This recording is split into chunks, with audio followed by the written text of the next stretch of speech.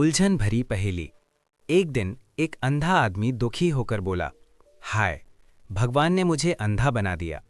अगर मैं अंधा ना होता तो मैं संसार का कितना उपकार करता, अपने सुख की तनिक भी परवाह ना करता और हमेशा दीन दुखियों की सेवा में लगा रहता।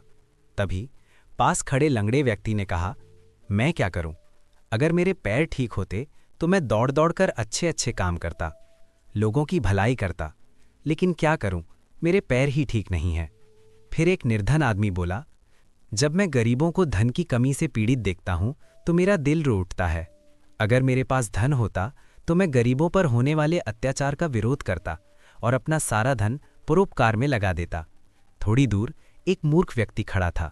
वह बोला, पता नहीं पढ़ लिख कर लोग इतने स्वार्थी क्यों हो जाते हैं। मेरे पास तो विद्या नहीं है, लेकिन अगर मैं विद्वान होता तो अपनी विद्या को कभी पैसे के लिए ना बेचता, बल्कि उससे लोगों की भलाई करता, सत्य की रक्षा करता और ज्ञान की खोज में लगा रहता। तभी एक निर्बल व्यक्ति बोला, बलवान लोग अत्याचारी क्यों बन जाते हैं? अगर मैं बलवान होता तो केवल पीड़ितों की रक्षा करता, अत्याचारियों के खिलाफ खड़ा होता और किसी को भी दुखी नहीं होने देता। समय बीत गया और समय ने पलटा खाया। अंधे की आंखों में रोशनी आ गई, लंगड़े के पैर ठीक हो गए, निर्धन आदमी मेहनत करके धनी बन गया, मूर्ख विद्वान बन गया और निर्बल व्यक्ति बलवान हो गया। लेकिन अब सब बदल चुका था। जिसे आंखें मिली थीं वह दिन भर सुंदर दृश्य देखने में ही खो गया। जिसके पैर ठीक हुए वह धन कमाने की दौड़ में लग गया। जो गरीब था और अब अमीर बन गया, वह कहने लगा, मैंने मेहनत से धन कमाया है, इसे मैं मुफ्त क्यों लुटाऊं? विद्वान व्यक्ति बोला, मैंने मेहनत से विद्या पाई है, अब इसका उपयोग मैं अपनी इच्छा से करूंगा।